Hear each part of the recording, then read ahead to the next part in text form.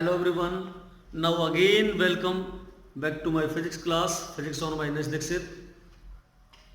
चलिए आज हम स्टार्ट करते हैं। एक हमारा नया टॉपिक है refraction through a compound slab. तो कंपाउंड स्लैब का मतलब यहाँ पर जो ग्लास स्लैब रहेगी हमारी वो दो या दो से अधिक मीडियम रखेगी। तो उसमें से किस तरह से लाइट हमारी रिफ्लेक्ट करती है, बहुत इंपॉर्टेंट टॉपिक है आपका। तो इस तरह से आपको लेना है, that is a slab, compound slab which possesses two medium. इस तरह से हमने क्या कर दिया, दो मीडियम रखती है। ऊपर हमने क्या ले लिया, वाटर ले लिया, और नीचे इसमें स्लैब में क्या ले लिया बच्चा, ये हमने गिलास ले लिया, गिलास। ये क्या ले लिया हमने, वाटर। दोनों ही डेंसर मीडियम है। ऊपर क्या है, एयर, और नीचे भी क्या है बच्चा, एयर। देखिए एयर को तो ए से रिप्रेजेंट कर दिया हमने बच्चा, वाटर को कर दिया हमने बी से रिप्रेजेंट, और गिलास को कर देते हैं हम सी से रिप्रेजेंट। ये हमारी मर्जी है। वाटर को आप डब्ल्यू से रिप्रेजेंट कर सकते हो, गिलास को जी से रिप्रेजेंट कर सकते हो, एयर को ए से कर सकते हो। Don't worry. सबसे पहले देखिए x1 y1 ये पहला सरफेस हो गया, x2 y2 दूसरा सरफेस हो गया, और ये हमारा x3 y3 तीसरा सरफेस हो गया। अब यहाँ पर 3 बार रिफ्रैक्शन होगा लाइट का, 3 बार लाइट मुड़ेगी।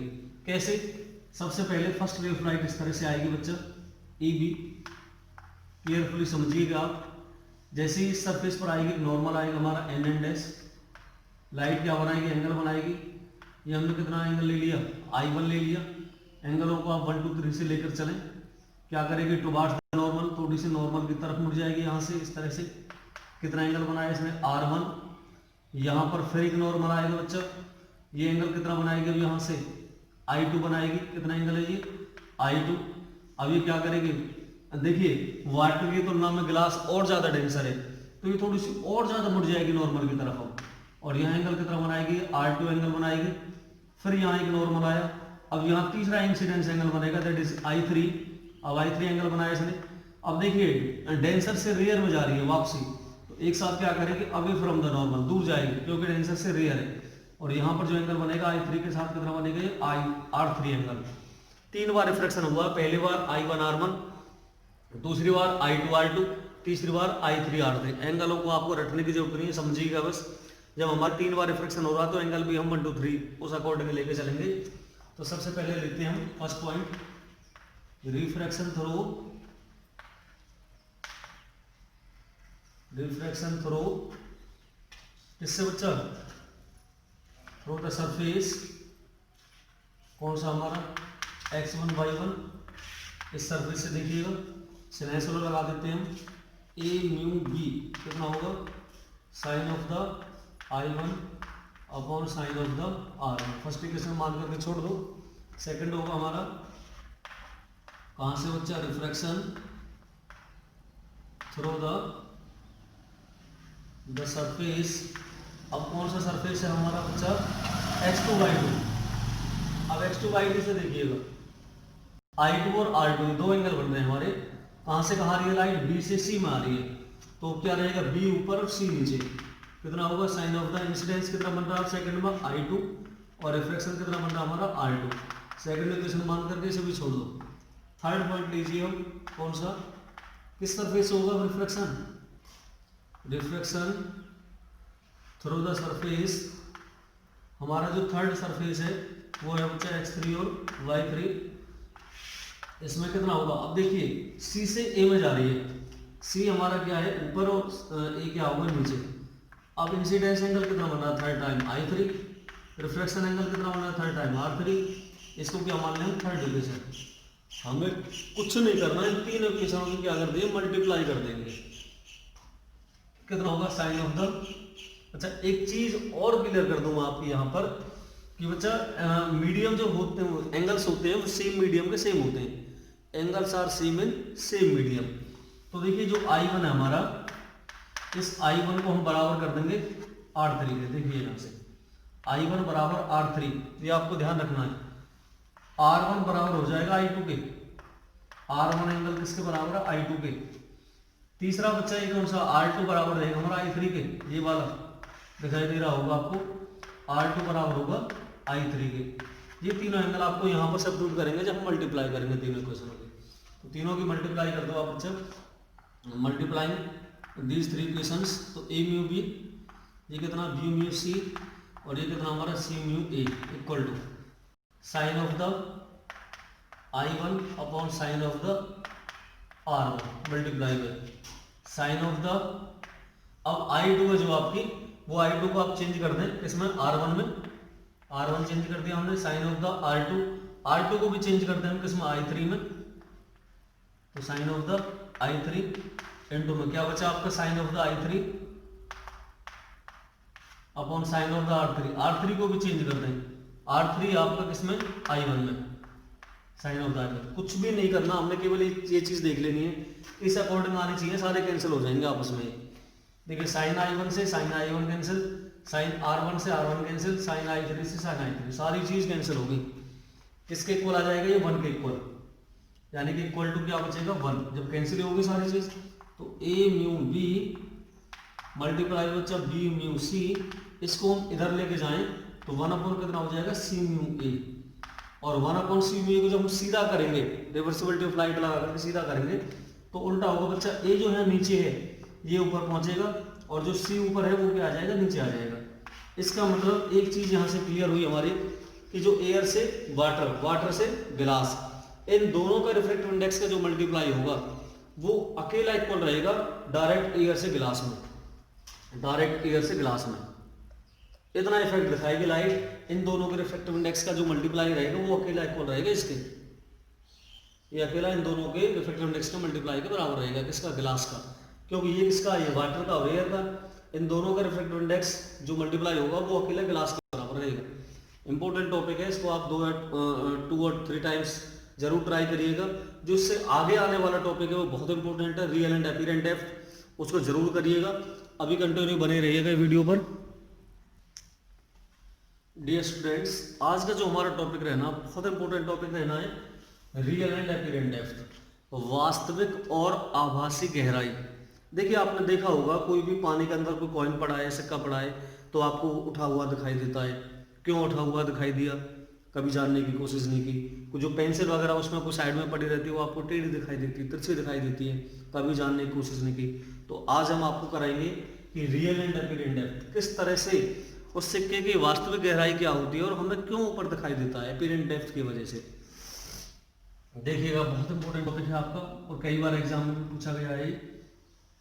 इस तरह से बच्चा, हमने कोई कंटेनर ले लिया,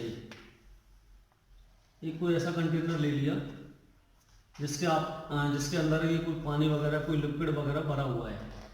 ये हमने कोई इस तरह से कंटेनर ले लिया, दैट इज द कंटेनर। ये इसका क्या हो गया, एक XY एक ऐसा सरफेस हो गया ऊपर, और अंदर हमने से अंदर क्या कर दिया, अंदर ही वाटर ले लिया हमने बच्चा, that is the water B, और कैसा मीडियम, ये डेंसर मीडियम। ऊपर क्या ले लिया बच्चा हमने, एयर A, और ये कैसा मीडियम होता है, रेयर मीडियम, विरल माध्यम।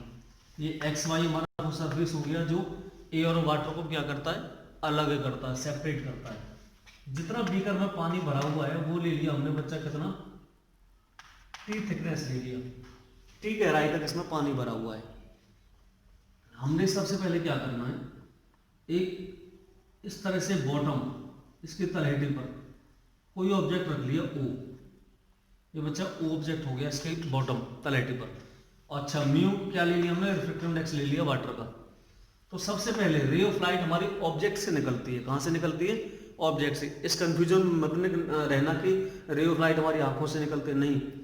सबसे पहले जिस भी सोर्स से रे ऑफ लाइट आ रही है वो ऑब्जेक्ट पर पड़ेगी, पड़ने के बाद वो ऑब्जेक्ट रिफ्लेक्ट करता है, और जैसे रिफ्लेक्ट करके लाइट हमारी आंखों पर पड़ती है हम उस ऑब्जेक्ट को देख पाते हैं। तो वही चीज़ है, ऑब्जेक्ट कभी लाइट होगा नहीं, रिफ्लेक्ट करता है। तो यहाँ से रिफ्लेक्ट करके लाइट जाएगी, जैसे ही रिफ्लेक्ट करके लाइट जाएगी, फर्स्ट रे ऑफ लाइट हमने इस अकॉर्डिंग ली बच्चा, ऐसे बिल्कुल सीधी गई, सरफेस के साथ उसने कितना एंगल बनाया, 90 डिग्री। जैसे वो 90 डिग्री से जाएगी, नॉर्मली जाएगी, तो क्या होगा, यहाँ से इंसिडेंस एंगल 0 तो रिफ्लेक्शन एंगल भी 0, यानी कि वो रे ऑफ लाइट अनडेविएटेड, बिना मुड़े सीधी निकल जाएगी अपने रास्ते से। तो यहाँ से A से B की तरफ वो कैसे चलेगी बच्चा, अनडेविएटेड, बिना मुड़े सीधी, कोई प्रॉब्लम नहीं हुई। सेकेंड रे ऑफ लाइट हमने कुछ एंगल ऑफ इंसिडेंस बना करके लिए, ये नॉर्मल आया इसका, N N dash is the normal, कितना एंगल बनाया उसने, आई एंगल बनाया, आई विद इंसिडेंस एंगल। अब होगा क्या, जाना इसको सीधे चाहिए था लेकिन डेंसर से रेयर जा रही है तो वो क्या करेगी, अवे फ्रॉम द नॉर्मल, इस तरह से मुड़ जाएगी। और ये पॉइंट ले लिया हमने ए डैश और ये ले लिया हमने कौन सा बच्चा, बी डैश। कितना एंगल बनाया इसने बनाया R angle, R with the angle of refraction, I incidence angle, R क्या होगा हमारा रिफ्रैक्शन एंगल। अब होगा क्या, जब इस ए डैश बी डैश को हम पीछे की तरफ इस तरह से बढ़ाएं बिल्कुल सीधी स्ट्रेट, तो ये यहाँ आकर के मिलती है। इसका मतलब जो ऑब्जेक्ट यहाँ था उसकी इमेज बनी यहाँ पर आकर के बच्चा, ये क्या बनी, इमेज आई, आई इमेज बना दी उसने यहाँ। ये क्या दिखाई दे रहा है आपको, I image, that is the image of I, इस पॉइंट पर आकर के देखिए। अब एंगल आप देखिए, जब ये आई एंगल है तो ये एंगल भी कितना रहेगा, आई रहेगा। ऐसा अल्टरनेट एंगल बनेंगे हमारे। ये जब हमारा आर एंगल है तो ये एंगल भी कितना रहेगा हमारा, आर एंगल। आपको दिखाई देना चाहिए, ये आई एंगल कन्वर्ट हो गया यहाँ पर, ये जो आर एंगल है कन्वर्ट हो गया यहाँ पर, कोई दिक्कत नहीं है। हमें निकालना है इन दोनों के बीच का डिफरेंस, कि डिफरेंस कितना होगा ऑब्जेक्ट और इमेज के बीच का, ऑब्जेक्ट और इमेज के बीच का। ये हमारी अपीरेंट डेप्थ है और ये हमारी रियल डेप्थ है, दैट इज द ए से आई तक की क्या रहेगी हमारी अपीरेंट डेप्थ। डिफरेंस कितना ऑब्जेक्ट और इमेज का वो निकालना हमें यहाँ पर। देखिए सबसे पहले क्या करेंगे बच्चा, रिफ्लेक्शन होगा इसमें, पहले ऑब्जेक्ट से सीधी चलेगी, दूसरे ऑब्जेक्ट से लाइट गई रिफ्लेक्ट करेगी, पीछे मिलाया, यहाँ पर इमेज बनी। ट्रायंगल यहाँ पर कौन कौन से बन रहे हैं, तो पूरा बड़ा ट्रायंगल बनेगा, छोटे ट्रायंगल बनेगा। आपको स्नेल्स लॉ लगा देना है यहाँ से। सबसे पहले क्या करेंगे बच्चा, रिफ्लेक्शन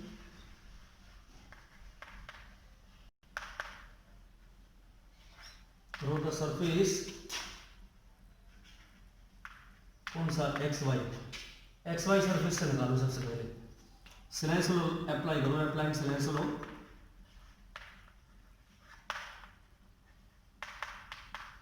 स्नेल्स लॉ क्या कहता है हमारा, ए म्यू बी, एयर से तो आ रहा है बच्चा वाटर में, या वाटर से एयर में, वाटर से एयर में जा रहा है, यहाँ ये कंफ्यूजन में मत रहना बच्चा। बी म्यू ए जाएगी हमारी, बी म्यू ए, वाटर से जा रही है लाइट हमारी एयर में, कितना होगा sine of the angle of, पहले एंगल कौन सा बनाया, आई एंगल, ये बन रहा। दूसरा एंगल उसने कौन सा बनाया बच्चा, आर एंगल। तो यहाँ से क्या करना हमें, फर्स्ट इक्वेशन ले लिया हमने इस तरह से। यही रिवर्सिबिलिटी ऑफ लाइट पहले ही अप्लाई करना है जिससे आपको दिक्कत नहीं हो। क्या करेंगे, applying reversibility of light, applying reversibility of light. Reversibility of light क्या, हमेशा हम जो म्यू लेते हैं वो रेयर टू टेंशन लेते हैं, यहाँ आ रहा टेंशन टू रेयर, इसलिए हमें लगाने की जरूरत पड़ेगी। तो जो ए म्यू बी है वो हमेशा बराबर रहेगा बच्चा बी म्यू ए के रेसिप्रोकल। उल्टा कर दो इसे, क्या होगा, sine of the R2 upon sine of the R2 नहीं आर है केवल, sine of the R upon sine of the I. ये चीज कर दी हमने बच्चे यहाँ से, सेकंड इक्वेशन।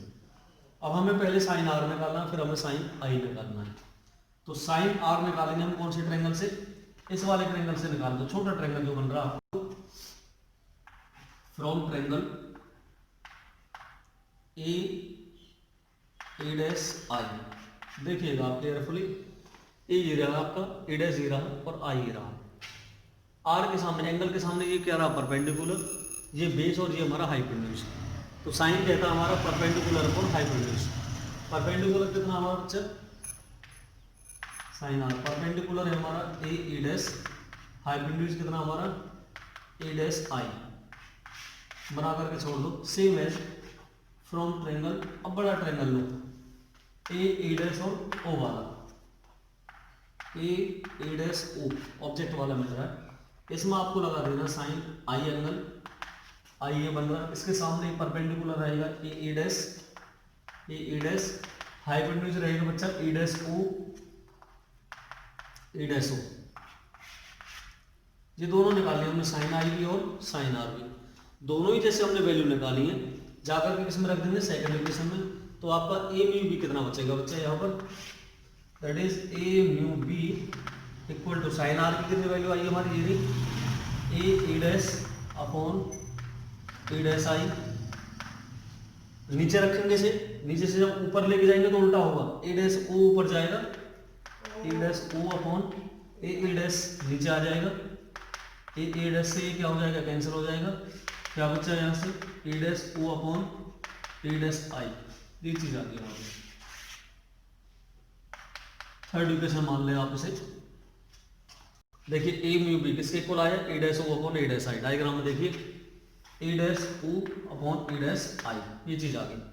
अब एक चीज देखिए, यदि हमारे एंगल बहुत छोटे हों, if angle is very small, if angles are very small, यदि हमारे एंगल बहुत छोटे हों, आई और आर को बहुत छोटा बनाओ, तो ये जो ए डैश पॉइंट है ये बहुत नजदीक आ जाएगा ए के। देख लो आप, इन एंगलों को जितना छोटा बनाएंगे ये रे हमारी इस तरफ आती चली जाएंगी, बढ़ जाएंगी। इसका मतलब क्या लिखेंगे कि जो हमारा ए डैश है कम्स नियर टू ए के बहुत नजदीक आ जाएगा ए डैश। जैसे नजदीक आएगा तो क्या होगा, ए डैश ओ की जो वैल्यू है, ए डैश ओ वो लगभग इक्वल बन जाएगा ए ओ के, और जो हमारा ए डैश आई है वो लगभग इक्वल बन जाएगा ए आई के। इसको बोलते हैं सिमिलर इक्वल टू, लगभग इक्वल होना। ए डैश ओ बराबर हो जाएगा ए ओ के, ए डैश आई बराबर हो जाएगा ए आई के। वैल्यू सब्स्टिट्यूट कर देते हैं हम, तो ए म्यू बी कितना बचेगा बच्चा, इसको बोल देंगे हम ए ओ और इसको बोल देंगे हम ए आई। अब देखिए ए से जो ओ तक की दूरी है, यहाँ देखिए डायग्राम में ए से जो ओ तक की दूरी है ये हमारी क्या कहलाएगी बच्चे, रियल डेप्थ। वास्तव में तो यहाँ रखा हुआ है ऑब्जेक्ट, तो रियल गहराई तो हुई इसकी वास्तविक गहराई, तो इसको तो बोलते हैं बच्चा क्या, रियल डेप्थ। और जो ए आई है, इमेज इसकी यही तो बन रही है, ये ए आई, ये इसकी क्या है, अपीरेंट। ये आपको आभास हो रहा है कि ऑब्जेक्ट यहाँ नहीं यहाँ है, तो ये क्या बन गई इसकी apparent depth, that is the apparent, A double P A R E N T, apparent depth. आपने दोनों चीज निकाल ली यहाँ से, रियल डेप्थ भी और अपीरेंट डेप्थ भी। और इस ए म्यू बी को हम जनरली केवल म्यू कहते हैं। क्या बोलते हैं इसको, जनरली म्यू, केवल म्यू कह सकते हैं इसको। हमें निकालना बच्चा अपीरेंट डेप्थ, तो अपीरेंट डेप्थ कितना होगा, अपीरेंट डेप्थ ये हो जाएगा हमारा रियल डेप्थ अपॉन में कितना हो जाएगा, म्यू। तो अपीरेंट डेप्थ कितना आ गया हमारा, अपीरेंट डेप्थ आया real depth upon mu, real depth upon refractive index. Apparent depth भी है, रियल डेप्थ हमारी टी है ही, तो यहां से दोनों का हम क्या निकाल लेंगे, डिफरेंस निकाल लेंगे। एक बार इस टॉपिक का आप स्क्रीनशॉट लेना चाहें स्क्रीनशॉट ले, समझे, वीडियो को यहीं पॉज कर दें, उसके बाद मैं इसे टेस्ट करके दोबारा इसे आगे कराता हूं कितना कंटिन्यू रहा है अभी। देखिए बच्चों, हमको निकालना डिफरेंस इसका कि इमेज और ऑब्जेक्ट के बीच में कितना डिफरेंस आया। डिफरेंस को हम डी से रिप्रेजेंट करेंगे आगे। तो डिफरेंस क्या होगा इसका, real depth minus apparent depth. Real depth को हम रियल डेप्थ से लिखेंगे अभी, माइनस अपीरेंट डेप्थ कितना निकाला हमने, real depth upon mu, real depth upon mu. Difference D निकालना है बच्चा। रियल डेप्थ को मैंने रिप्रेजेंट कर रखा टी से, ये तो है हमारी रियल डेप्थ इतनी गहराई, तो ये कितना हो जाएगा, T minus T upon mu. बच्चा टी ले लेंगे हम यहाँ से कॉमन, अंदर बचेगा 1 माइनस 1 अपॉन म्यू। यदि आपको उस वाटर की गहराई पता है कि कितनी गहराई है वाटर की, या ऑब्जेक्ट की कितनी गहराई है जहाँ पर वो ऑब्जेक्ट रखा हुआ है, और उस मीडियम का, उस वाटर का, उस लिक्विड का आपको रिफ्रैक्टिव इंडेक्स पता है सॉल्यूशन का, यदि आपको रिफ्रैक्टिव इंडेक्स पता है और ऑब्जेक्ट की गहराई पता है, तो आप इस फॉर्मूले से उसकी क्या निकाल सकते हैं, डिफरेंस निकाल सकते हैं, कितना डिफरेंस होगा उसके ऑब्जेक्ट और इमेज के बीच में। और बहुत ज़्यादा पूछे जाने वाला टॉपिक है, आप इस टॉपिक को 2 और 3 टाइम्स, मोर देन 2 और 3 टाइम्स आप इसको रिवाइज करें, राइट करें, प्रैक्टिस करें। और इसके बाद जो नेक्स्ट टॉपिक होना वो बहुत इंपॉर्टेंट टॉपिक है, वो हमारा कौन सा है, total internal reflection, total internal reflection, TIR वाला टॉपिक है। कंटिन्यू बने रहिएगा वीडियो में बच्चा, बहुत इंपॉर्टेंट टॉपिक होने जा रहा है TIR, टोटल इंटरनल रिफ्लेक्शन। इसको बोलते हैं पूर्ण आंतरिक परावर्तन। ये जितनी भी बार आप गेस्ट पेपर ओपन करोगे उतनी बार आपको मिलेगा। हर ईयर के गेस्ट पेपर में, हर ईयर के मॉडल टेस्ट में आपको ये क्वेश्चन जरूर मिलना है। ऑप्टिक्स का बहुत इंपॉर्टेंट क्वेश्चन है, ये कई बार पूछा गया है, इसके एप्लीकेशन पूछी जाती है, इसकी कंडीशन पूछी जाती है। तो चलिएगा इस टॉपिक के ऊपर चलते हैं। देखिए इसका नाम रिफ्लेक्शन जो वर्ड आ रहा है, रिफ्लेक्शन चैप्टर जबकि हट चुका है, लेकिन ये टॉपिक रिफ्रैक्शन में ही आता है, रिफ्लेक्शन का बहुत इंपॉर्टेंट टॉपिक है। इस तरह से समझिएगा, हमने इस तरह से बच्चा कोई एक्स वाई सरफेस ले लिया जो हमारा एयर और वाटर दोनों को अलग करता है। नीचे हमने क्या ले लिया, वाटर ले लिया, बी मीडियम, ये हमारा रेयर मीडियम है, और ये बच्चा हमारा कैसा है, डेंसर मीडियम। वाटर इस तरह से हमने रिप्रेजेंट कर दिया कि इसमें बहुत सारा पानी भरा हुआ है, नीचे वाटर हो गया। ये हमारा एयर वाटर इंटरफेस है। म्यूस का क्या ले लिया, रिफ्रैक्टिव इंडेक्स। ऑब्जेक्ट बच्चा हमने यहाँ ले लिया कोई इसके बॉटम में, वो object first ray of light बिल्कुल ऐसे जाएगी सीधी, अनडेविएटेड, बिना मुड़े सीधी निकलेगी ए से बी की तरफ, क्योंकि वो 90 डिग्री पर स्ट्राइक कर रही थी इससे। सेकेंड रे ऑफ लाइट हमने कुछ एंगल बना करके ली इस तरह से, कुछ इसने एंगल बनाया, ये नॉर्मल आ गया, एन एंड एस। इसने एंगल बनाया बच्चा कितना, आई एंगल बनाया इसने, तो ये क्या करेगी, ये ए डैश पॉइंट हो गया, ये जाना तो इसको सीधी चाहिए था इस तरह से, लेकिन away from the normal A dash से बी डैश की तरफ निकल गई।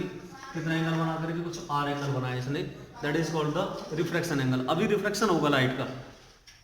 नेक्स्ट टाइम हमने कुछ और एंगल बढ़ा दिया इसका, यहां से ये क्या हो गया इसका नॉर्मल, एन एंड एस। ये पॉइंट कौन सा हो गया, इसका नाम सॉरी A1 B1 मानो, A1 B1, इसका नाम हो जाएगा A2। कितना एंगल बनाया इसने, आई एंगल बनाएगा, लेकिन जो आई एंगल रहेगा वो पहले से ज़्यादा रहेगा, इससे ज़्यादा रहेगा ये आई एंगल। अब कितना ज़्यादा रहेगा वो चीज़ बताएंगे अभी। देखिए पहली जो रे ऑफ लाइट थी वो अवे फ्रॉम द नॉर्मल गई थी A1 से B1 की तरफ, एंगल ज़्यादा है तो रिफ्रैक्शन भी ज़्यादा होगा, रिफ्रैक्शन ग्रेटर देन होगा पहले की तुलना में। तो यहाँ से क्या करेगा, रिफ्रैक्शन इतना ज़्यादा होगा कि ये रे ऑफ लाइट इस सरफेस के ऊपर चलना शुरू कर देगी इस तरह से। After refraction grazes over the surface. A2 तो B2 अब यहाँ रहेगा, ये A2 B2, यानी कि जो आर एंगल बनेगा वो हमारा बच्चा 90 डिग्री का एंगल बनेगा। रिफ्रैक्शन एंगल कितना बना, 90 डिग्री, वो इतने से इतनी मुड़ गई, अब सरफेस के ऊपर चलना शुरू कर दिया इसने। तो जिस कंडीशन पर रिफ्रैक्शन एंगल 90 डिग्री बन जाए, दोबारा सुनिएगा, जिस कंडीशन पर refraction angle becomes 90 degree, at that condition the incidence angle becomes critical angle. तो यहां से आई एंगल को सी से रिप्रेजेंट करेंगे, इंसिडेंस एंगल क्या बन जाएगा हमारा, क्रिटिकल एंगल कहलाएगा यहाँ पर। नेक्स्ट पर क्या करेंगे हम, अब हमने एक और रे ऑफ लाइट ली इस तरह से, यहां फिर एक नॉर्मल आया बच्चा, एन एंड एस। इस रे ऑफ लाइट का नाम क्या हमारा, A2 यहाँ हो गया, तो ये A3। अब देखिए ये जो आई एंगल है वो क्या होगा, सी से भी ज्यादा होगा, ग्रेटर देन सी। अब क्या हो गया, सी से भी ज्यादा हो गया आई एंगल हमारा, incidence angle becomes greater than the critical angle, क्योंकि जब आई सी के बराबर था तो रिफ्रैक्शन एंगल 90 डिग्री था। अब आई सी से भी ज्यादा है तो 90 डिग्री से भी ज्यादा होगा रिफ्रैक्शन, और 90 डिग्री से ज्यादा का मतलब क्या है, अब रे ऑफ लाइट बेटा वापसी से मीडियम में नहीं लौटेगी, क्योंकि इसके ऊपर तो पहले चल रही थी। अब वापसी इस मीडियम में लौटने का मतलब ये पॉइंट हो गया हमारा A3 और ये हो गया हमारा B3। ये जो रे ऑफ लाइट हमारी वापसी उसी मीडियम में आ गई, कितना एंगल बना करके, आर एंगल बना करके। यहाँ बच्चा आई क्या था हमारा, ग्रेटर देन सी था, दोबारा समझिएगा, आई ग्रेटर देन सी। जिस कंडीशन पर इंसिडेंस एंगल क्रिटिकल एंगल से बड़ा हो जाए उस कंडीशन पर रिफ्रैक्शन नहीं होगा, अब क्या होगा, रिफ्लेक्शन हो जाएगा। रिफ्लेक्शन का मतलब लाइट हमारी पानी से वापसी पानी में आ जाएगी, यानी कि water to water, medium change नहीं किया उसने। जब मीडियम चेंज नहीं किया तो क्या हुआ, रिफ्लेक्शन हुआ, इसलिए इस टॉपिक का नाम टोटल इंटरनल रिफ्लेक्शन रखा गया। एक बार रिफ्लेक्शन हुआ, दो बार रिफ्लेक्शन हुआ, तीन बार रिफ्लेक्शन हुआ, चौथी बार क्या हो गया, रिफ्लेक्शन हो गया। क्यों, क्योंकि लाइट झुकते झुकते झुकते सरफेस पर आ गई, अब सरफेस से भी नीचे कहाँ जाए, पानी में जाएगी वापसी, तो ये क्या हो गया, रिफ्लेक्शन हो गया। लेकिन हुआ कब, जब हमारा incidence angle becomes greater than the critical angle. तो एक एक करके हम सारी कंडीशन लेके चलेंगे। सबसे पहले क्या करेंगे हम, देखिए वाटर से एयर में, यानी कि डेंसर टू रेयर हो रहा है, तो रिफ्लेक्शन कहां से होगा, reflection through the surface X Y surface reflection होगा। कहां से हो रहा बच्चा, बी म्यू ए, सिनेस वाला ट्राई कर रहे हो, तो साइन ऑफ द नीचे एंगल कितना बन रहा हमारा, आई बन रहा है, ऊपर एंगल कितना बन रहा है हमारा, आर बन रहा है। एक चीज, हमारा जो आई एंगल है वो किसके बराबर है, सी के, कब, जब हमारा आर एंगल किसके बराबर है, 90 डिग्री के। ये हमारी कंडीशन है इस पर। जिस कंडीशन पर हमारा रिफ्लेक्शन एंगल 90 डिग्री हो जाए उस कंडीशन का इंसिडेंस एंगल क्रिटिकल एंगल कहलाता है। तो उससे पहले हमें क्या करना बचा, रिवर्सिबिलिटी ऑफ लाइट लगाना, क्योंकि यहाँ बीम यू है, हमें तो रियल टू डेंसर चाहिए। तो क्या करेंगे, अप्लाइंग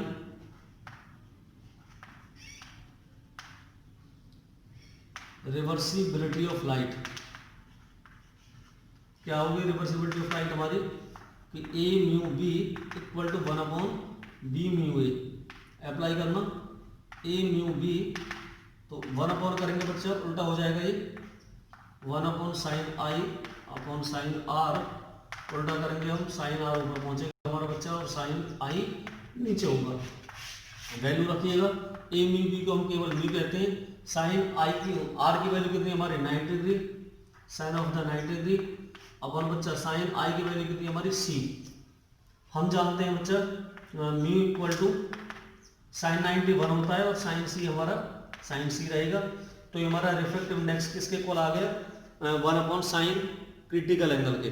यदि मैं केवल sine of the critical angle निकालूं यहाँ से साइन ऑफ द सी, तो बच्चा 1/μ होगा। यदि केवल क्रिटिकल एंगल निकालूं तो साइन इधर जाएगा, इनवर्स में पहुंच जाएगा, साइन इनवर्स 1/μ। तो इस तरह से हमने क्या निकाल लिया, यहाँ से क्रिटिकल एंगल निकाला। बहुत ज्यादा पूछा जाता है, इसके बेसिस पर न्यूमेरिकल भी पूछे जाते हैं। यदि आपका क्रिटिकल एंगल 30 डिग्री का हो तो बताइए रिफ्लेक्टिव इंडेक्स कितना होगा। यदि आपका रिफ्लेक्टिव इंडेक्स 1.5 हो तो क्रिटिकल एंगल की वैल्यू बताइए। तो उस कंडीशन में आपको ये फॉर्मूला याद रखने की जरूरत है। मैं आपको बार बार कह रहा हूँ, ये चीज आपको कोई नहीं बताएगा। यदि आपका रिफ्लेक्टिव इंडेक्स 1.5 हो या 1.33 हो तो बताइए क्रिटिकल एंगल कितना है, आपको निकालना है ट्रिग्नोमेट्रिक टेबल की हेल्प से। ये आपका TIR बहुत इंपॉर्टेंट टॉपिक है। अब इसमें स्पेशली पूछी जाती है कि किन कंडीशनों पर TIR संभव है, किन कंडीशनों पर हो सकता है। तो इसकी 2 कंडीशन है हमारी, बहुत पूछा जाता है। व्हाट इज द कंडीशन या नेसेसरी कंडीशन ऑफ TIR। तो नेसेसरी 2 कंडीशन है, लिख लीजिएगा आप, मैं बोल रहा हूं एक बार। पहली कंडीशन है the ray of light must goes from denser to rare medium. The ray of light must goes from denser to rare medium, कि डेंसर से रेयर में ही जानी चाहिए, तब ये TIR संभव है। दूसरा, जो हमारा इंसिडेंस एंगल है वो must be greater than the critical angle. The incidence angle must be greater than the critical angle, तब ये TIR संभव है। 2 कंडीशन आप नोट कर लीजिए, बहुत ज्यादा पूछी जाती है 2 नंबर में। इसके बाद जो हमारी नेक्स्ट वीडियो बनेगी वो बनेगी बेटा एप्लीकेशन ऑफ TIR। TIR की एप्लीकेशन बहुत ज्यादा पूछी जाती है, 3 एप्लीकेशन है इसकी, वो कराएंगे आप। तब तक वीडियो को बार बार देखिए।